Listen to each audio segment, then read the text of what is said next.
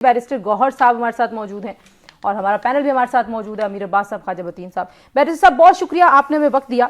सबसे पहले तो ये बताइए कि जो आज़ाद उम्मीदवारों के हवाले से सर्वेस कह रहे थे और जो हम भी सियासी मुबसरीन से बात कर रहे थे, हालात और वाक़यात को देखते हुए सबका ख्याल था कि 50-60 इससे ज़्यादा नशिस्तें आज़ाद उम्मीदवार नहीं जीत सकते, लेकिन आपने जितनी नशिस्तें जीतनी हैं, आपको खुद भी इतने मैंडेट की तवक्को थी कि ये मैंडेट आपको मिलेगा? नहीं, जहाँ तक अल्हम्दुलिल्लाह हमारे एक्सपेक्टेशन के मुताबिक रहा है और उससे ज्यादा रहा है। हम जितना टफ सिचुएशन से गुजर रहे थे मुल्क में, जिस तरीके से हमें ट्रीट किया जा रहा था, पार्टी की लीडरशिप जेलों में या खान साहब को मुतवातिर सजाएं देना और फिर बल्ला भी देना और कैंडिडेट को पहले इनिशियली तो प्रपोजर सिकंदर का रोकना, फिर नॉमिनेशन फॉर्म रिजेक्ट करना, फिर रैलीज की इजाजत न देना, कन्वेंशन की इजाजत न देना, लोगों को हरास करना, तो इनसे सरकमस्टांसेस से तो बड़े टफ इलेक्शन हुए। लेकिन अल्हम्दुलिल्लाह 8 तारीख को फिर भी इलेक्शन पुरअमन हुए और जिस तरीके से लोगों ने वोट दिया तो बड़े उससे मुतमईन है। लेकिन ये बात जरूर है कि इलेक्शन रिजल्ट आने के बाद जिस तरीके से डिले किया गया और जिस तरीके से मैनिपुलेशन हो रही है, that is way too much. ये तो एक शेम डेमोक्रेसी की तरफ हम जाएंगे, ये आईनी कानूनी तकाजा है और ये पूरी दुनिया के डेमोक्रेसी के असूल है कि लोग अगर वोट दें और रात के वक्त प्रिजाइडिंग अफसरान उनको काउंट करे, तो उस फाइनल काउंट को जो आपके प्रिजाइडिंग अफसरान ने आपके पोलिंग एजेंट्स के सामने, कैंडिडेट्स के सामने या उनके नुमाइंदगान के सामने के जो काउंट किया हुआ हो, उसी से फाइनल रिजल्ट आप बनाते हैं। तो फॉर्म 45 सारे पोलिंग स्टेशनों का जब रिटर्निंग अफसर के सामने जाता है और वहां से फॉर्म 47 बन के आता है, वो प्रोविजनल रिजल्ट कहलाता है, वही रिजल्ट आना चाहिए। इसमें डिले आप कैसे कर सकते हैं, क्योंकि कानून तो यही कह रहा है कि आपने ये प्रोसेस सुबह 2 बजे तक कंप्लीट करना है और अगर सुबह 2 बजे तक नहीं कर सका तो आप रीजंस देंगे कि फॉर दीज रीजंस मैं नहीं कंप्लीट कर सका। अच्छा। और फिर आपने सुबह बाय ऑल मींस 10 बजे तक आपने देना। अच्छा, इस पे तो जाहिर है काफी बातचीत हो चुकी है बैरिस्टर साहब, जो प्रोसेस में डिले हुआ है, लेकिन अब आप हमें जरूरी बात ये बताइए कि आपका खान साहब से कोई राब्ता, कोई मुलाकात, कोई बराह रास्त बात हुई है इन नताइज आने के बाद? नहीं, मैं अपने कंस्टिट्यूएंसी में था। जुमे वाले दिन मॉर्निंग में मुझे 8 बजे के करीब अपना रिजल्ट मिला था और उसके बाद मैं कल ही आया था और आकर की प्रेस कॉन्फ्रेंस की है, लेकिन वो लेट था, इसलिए कल तो मुलाकात नहीं हो सकती। अभी खान साहब से इंशाल्लाह मेरी मुलाकात कल होगी, मंडे वाले दिन, और फिर उनसे बात करूंगा तो फिर आगे की तरफ बढ़ेंगे इंशाल्लाह। जो एक और नुक्ता बैरिस्टर साहब आ रहा है, मैं अमीर अब्बास और ख्वाजा साहब की तरफ भी जाऊंगी, वो भी आपसे सवाल करना चाहेंगे, लेकिन एक ये बार बार प्रपोजिशन दी जाती है कि आप लोगों को कहीं ना कहीं कोई जमात ज्वाइन करनी पड़ेगी।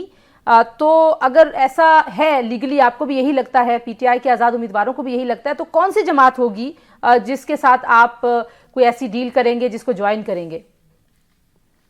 नहीं, देखे इस तरह नहीं है। जब अगर आप पार्टी बनकर के आ जाते हैं लोग, तो इंडिपेंडेंट भी 2 किस्म के होते हैं। या तो वो जो पहले दिन से नॉमिनेशन फॉर्म में भी नहीं लिखते कि जी हम किसी पार्टी से एफिलिएटेड है।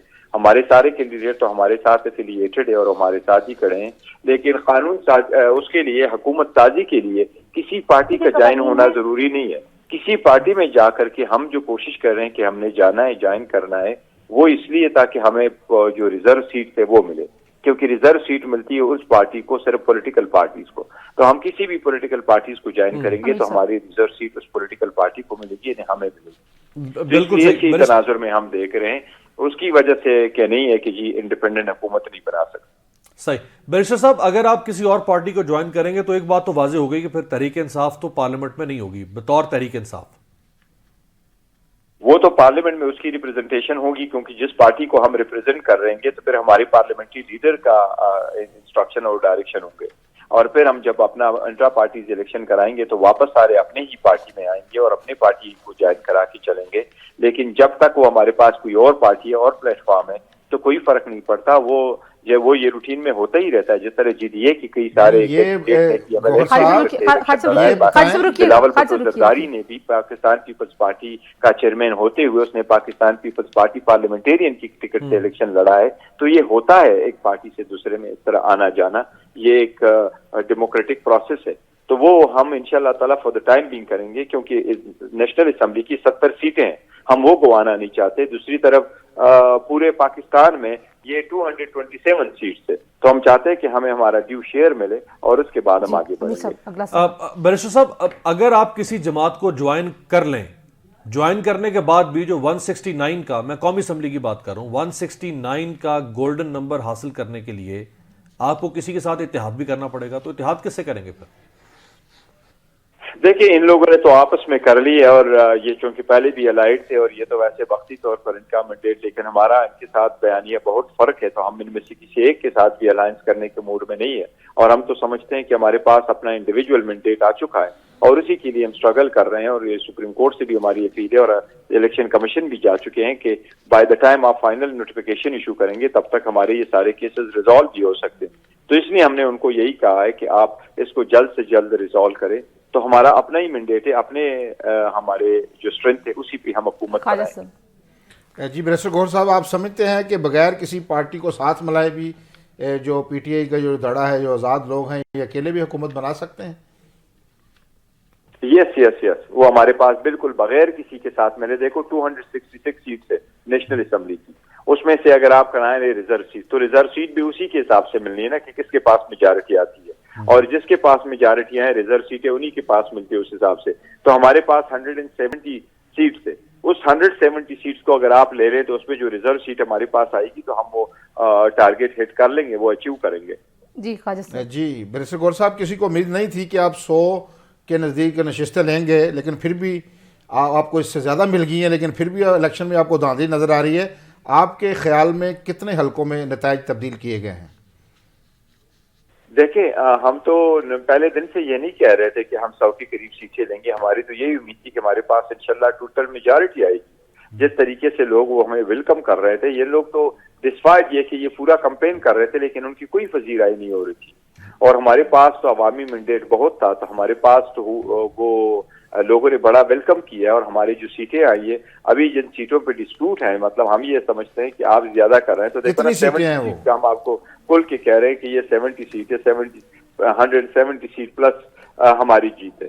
اور ابھی آپ الیکشن کمیشن کے حساب سے ہمارے پاس 100 کی سیٹ, اچھا 100 سیٹیں, تو ہمارے پاس 70 سیٹوں کا ایشو رہے گا. کتنا ایک فرق پڑتا ہے, 100 سیٹیں آپ اٹھا لیں, 70 سیٹس ایک ہی شیٹ میں آپ ان کو ڈال دیں, ہم آپ کو فارم 45 دے دیتے ہیں جو ہمارے پاس آئے ہیں ایک پریزائڈنگ افسران صاحبان سے, وہ ہر ایک کنسٹیچوئنسی کے 300 کے لگ بھگ ہوتے, 300 اور 400 کے درمیان ہوتے, وہ آپ ایک ٹیلی کر کے لکھیں اور دیکھیں کہ کیا اس میں کوئی ٹیمپرنگ ہوئی ہے, کس نے کیا. ہمارے پاس ایک ریسیٹ موجود ہے, دوسرے کے پاس ہے, اگر آپ لوگوں کے پاس موجود ہے تو اس پہ بھی ٹیلی کر لیں, دونوں کا مینڈیٹ نکالے کتنے کا ایک فرق ہے تو واضح ہو جائے گا.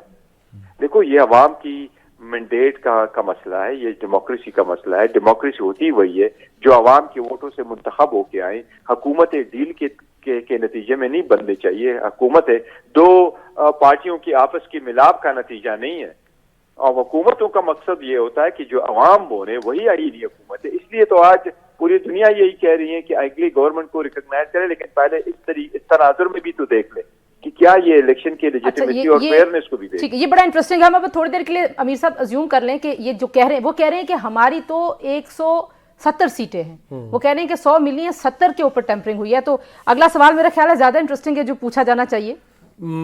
اصل سوال اگر یہ ہو جائے کہ آپ کو ہر لیگل فورم سے وہ ریلیف مل جائے جو آپ چاہتے ہیں, تو اصل سوال یہ ہے کہ اگر آپ حکومت سازی کرنے کی پوزیشن میں آ جاتے ہیں تو پھر آپ کا وزارت عظمیٰ کا امیدوار کون ہوگا؟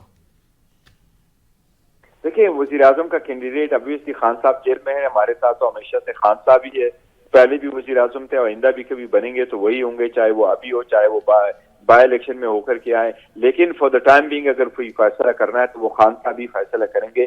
وزیر اعظم, وزیر اعلیٰ یا اسپیکر, ڈپٹی اسپیکر یا کسی بھی عہدے کے لیے نہ پارٹی کے اندر کوئی بحث ہوئی ہے نہ ابھی اس طرف ہم گئے. یہ سارے فیصلے خان صاحب نے کرنے, اور ان کے جو انسٹرکشن آئیں گے اس کے مطابق ہم آگے بڑھیں گے. اور جو دوسرا معاملہ ہے وہ یہ کہ اگر آپ کیا اپوزیشن میں بھی بیٹھنے کے موڈ میں, خواجہ صاحب اس کے حوالے سے آپ کیا سمجھتے ہیں؟ پوچھ لیں گور صاحب سے. اگر دوسری طرف نمبر پورے ہو گئے ہیں, کر لیں گے, تو پھر آپ کیا کریں گے؟ پھر اپوزیشن میں بیٹھیں گے آپ؟ نہیں, آپ صحیح فرما رہی ہے. یس, اگر ان کیس ہمارے یہ سارے کوششوں کے باوجود, جس طرح ہم کہہ رہے کہ ہمارے پاس مینڈیٹ ہے اور ان سب کچھ کے باوجود ہم حکومت بنانے میں کامیاب نہیں ہوتے اور ہمیں نہیں دیا جاتا اور ہمارے مینڈیٹ کو ایکسیپٹ نہیں کیا جاتا, تو ہم پھر ان پارٹی کے ساتھ مل کر کے حکومت بنانے کو کے بجائے ہم ترجیح دیں گے. ہم ہر صورت پر اپوزیشن میں بیٹھیں گے, اسٹرانگ اپوزیشن کریں گے. पार्लियामेंट में अपना रोल प्ले करेंगे और अपने हकूक के लिए और अपने मैंडेट को वापस लेने के लिए पार्लियामेंट में लड़ेंगे इंशाल्लाह। अच्छा गौहर साहब, जो एक और सबसे बड़ा सवाल है वो ये है, जाहिर हम सभी जानते हैं कि एस्टैब्लिशमेंट और खान साहब के ताल्लुकात किस नहज पर आए। आपके आने के बाद जाहिर है पीटीआई ने थोड़ा सा अपना स्टांस जो है उसमें नरमी लाए, तब्दीली लाए। अब आपको क्या लगता है इस मैंडेट के बाद इन ताल्लुकात में बेहतरी कैसे आ सकती है? आपसे किसी का राब्ता हुआ है, आपसे किसी ने बात की है? आप खुद इसमें क्या समझते हो? खान साहब को इस पे कैसे आप लोग कन्विंस करेंगे? मेरे पास तो कोई न फोन आया न कोई इस तरह के अप्रोच हुआ है, लेकिन जहां तक रिकन्सिलिएशन की बात है मैं भी कहता चला आ रहा हूँ, लेकिन ये भी खान साहब ने भी बड़ा कहा है कि मुल्क भी हमारा, फौज भी हमारी, और मैं तो बार बार कहता चला आ रहा हूँ कि हमारा किसी के साथ झगड़ा नहीं है। और हम कहते हैं कि मैं यही फ्रेज इस्तेमाल कर रहा हूँ कि ये क्लेश ऑफ टाइटन खत्म होना चाहिए, आगे की तरफ बढ़ना चाहिए, सीज फायर होने चाहिए, डेमोक्रेसी असूलों की खातिर, रूल ऑफ लॉ के लिए, इस मुल्क को बचाने की खातिर इसके लिए आगे बढ़ना चाहिए। लेकिन इसके लिए भी जरूरी है कि एनवायरनमेंट प्रोवाइड किया जाए। वो ये कि अगर आपने 8 फरवरी वाला मैंडेट आप नहीं एक्सेप्ट कर रहे हैं, जितना हुआ है वो हुआ है, कुछ तो हमें बोलना होगा, एक दूसरे को माफ करना होगा। आगे की तरफ अगर बढ़ना है तो हम किस तरह आगे बढ़ेंगे, मुल्क को कैसे हमने बचाना है, डेमोक्रेसी डिरेल होने से कैसे हमने बचाना है। अगर हम मैंडेट पे एहतराम नहीं करते, मैंडेट पे हम डाके डालते हैं, तो फिर तो ये डेमोक्रेसी नहीं हुई। ऐसी शेम डेमोक्रेसी का तो फायदा ही कोई नहीं कि मैं कहूँ है तो डेमोक्रेसी। नवाज शरीफ को देखो 50 सीटें उसके पास आई नहीं, और वो आकर की स्पीच करता है कि मैं ले रहा हूँ और मेरे पास काफी हो गई उनकी सीटें, वो बनाएंगे। मैं कहता हूँ अगर उसके सामने कोई भी जमहूरी कोई असूल होते, कोई भी वो समझता कि मैं डेमोक्रेटिक पर्सन हूं, तो वो पहले आकर के ऐलान करता कि बावजूद इससे कि मुझे शाहाना तरीके से लाया गया, मेरे पास हर फैसिलिटी दी गई, मेरे पास सब कुछ होते हुए भी अवाम ने मुझे रिजेक्ट कर दिया, कि अभी भी आजाद कैंडिडेट उसके पार्टी से बहुत ज्यादा है, वो जो एडमिटेड फिगर है उसमें भी ज्यादा है। इसके अगर कोई असूल होते तो ये आके कहता कि नहीं, द पीपल हैव स्पोकन, मैंने कोई हुकूमत नहीं बनानी, I am out of this process. ये लोग यही है कि ये चेयर तक कैसे पहुंचे, इनको जो भी सौदाबाजी करनी पड़ी है ये करते हैं। ये एक दूसरे शेर शकर हो जाते, दूसरे एक दूसरे को कहते हैं, गालम गलोच करते हैं, ये वैसे ही है। इनको मैंडेट ही यही है। देखो ना, 50 सीटों के होने से पहले वो आकर के विक्ट्री स्पीच करता है। कभी किसी ने जिंदगी में ऐसा किया है?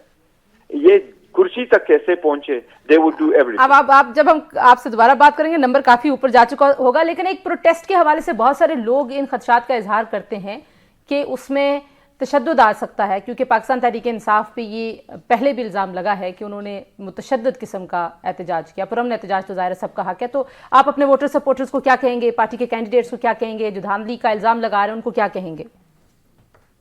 मैं वोटर सपोर्टर कैंडिडेट और लोगों को भी कहता हूं कि पुरअमन एहतजाज करना आईनी और कानूनी तरीके इख्तियार है, मुहज़्ज़ब तरीके से बाहर निकलना। अगर कोई कानून को अपने हाथ में लेता है, कोई तोड़ पड़ोड़ करता है, कोई गालम गलोच करता है, तो ये तो कोई आईनी कानूनी तरीका नहीं है। मेरी उन सब से कल भी दरख्वास्त की थी, आज भी मैं दरख्वास्त करता हूँ, और हमेशा से अगर आपने अपने हकूक के लिए लड़ना है तो सबसे बड़ी बात यह है कि आप जो भी गए, आप तहम्मुल बर्दाश्त का मुजाहरा करते हुए एहतजाज करें। ऐसा नहीं है कि आपको कानून में हाथ लेकर के गालम गलोच करे और आप आकर की चीजों को तोड़े। न पहले पीटीआई वालों ने तोड़ा है, न आइंदा तोड़ेंगे, न आज कोई उन्होंने किया है। कोई तशद्दुद नहीं। हम तो बार बार उनको कहते रहे कि आपको इश्तिहाल दिलाया जाएगा, लेकिन मुश्तइल न होना, अपने हकूक के लिए लड़ना। ऐसा ही है। हम कोर्टों में भी जाते हैं, उनका एहतराम भी करते हैं, उन पे एतमाद भी करते हैं, लेकिन हर फोरम पे जब हमें ये मायूसी हो रही है कि हमारी सुनवाई नहीं हो रही है, ऑर्डर नहीं आ रहे और हमें डिफरेंट तरीके से ट्रीट किया जा रहा है, तो ये भी तो गम और गुस्से में लोगों का ये जो है ना सब्र और बर्दाश्त जवाब देने लगा है। हम यही कोशिश करते हैं उनको कि मुश्तइल ना होना, लेकिन उन इदारों का चाहे वो इलेक्शन कमीशन है, चाहे वो सुप्रीम कोर्ट है, चाहे वो हाई कोर्ट है, उनका भी बहुत बड़ा फर्ज बनता है कि वो भी अपने आईनी जिम्मेदारियां निभाते हुए इन लोगों की आवाजों को सुने और उनकी दादरसी करे। ठीक हो गया। और वो बिल्कुल ठीक है। बहुत शुक्रिया बैरिस्टर गौहर साहब।